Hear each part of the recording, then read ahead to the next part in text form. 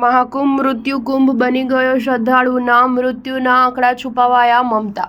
પશ્ચિમ બંગાળના મુખ્યમંત્રી મમતા બેનર્જીએ મહાકુંભમાં નાસભાગમાં મોતને લઈને સરકાર પર આકરા પ્રહારો કર્યા હતા અને કહ્યું હતું કે મહાકુંભ હવે મૃત્યુ કુંભ બની ગયો છે. વીઆઈપી લોકોને કુંભમાં યોગી સરકાર દ્વારા વિશેષ સુવિધા આપવામાં આવી રહી છે, જ્યારે ગરીબોને તેમના હાલ પર છોડી દેવાયા છે. કુંભમાં માર્યા ગયેલાના સાચા આંકડા છુપાવાઈ રહ્યા છે. ગયા મહિને ઉત્તર પ્રદેશના પ્રયાગરાજના મહાકુંભમાં ધક્કામુક્કીમાં લોકો માર્યા ગયા હતા. સરકારી આંકડા મુજબ 30ના મોત થયા હતા, પરંતુ વિપક્ષનો આરોપ છે કે અનેક લોકો માર્યા ગયા છે ને યોગી સરકાર આંકડા છુપાવી રહી છે. જ્યારે તાજેતરમાં દિલ્હી રેલવે સ્ટેશન પર કુંભ જનારાઓની સંખ્યા વધી જતા ધક્કામુક્કીમાં 18 લોકો માર્યા ગયા હતા. કુંભના શ્રદ્ધાળુઓના મોતને લઈને ટીએમસી વડા મમતાએ આકરા પ્રહારો કર્યા હતા અને મહાકુંભ હવે મૃત્યુ કુંભ બની ગયો હોવાનું કહ્યું છે, જેને કારણે વિવાદ થયો છે. મમતાએ અન્ય એક મોટો આરોપ લગાવતા કહ્યું હતું કે કુંભમાં નાસભાગમાં માર્યા ગયેલામાં બંગાળના લોકોના મૃતદેહને પીએમ વગર જ રાજ્યમાં મોકલી દેવામાં આવ્યો હતો. ધક્કામુક્કીમાં માર્યા ગયેલા લોકોના મૃતદેહને હાર્ટ એટેકમાં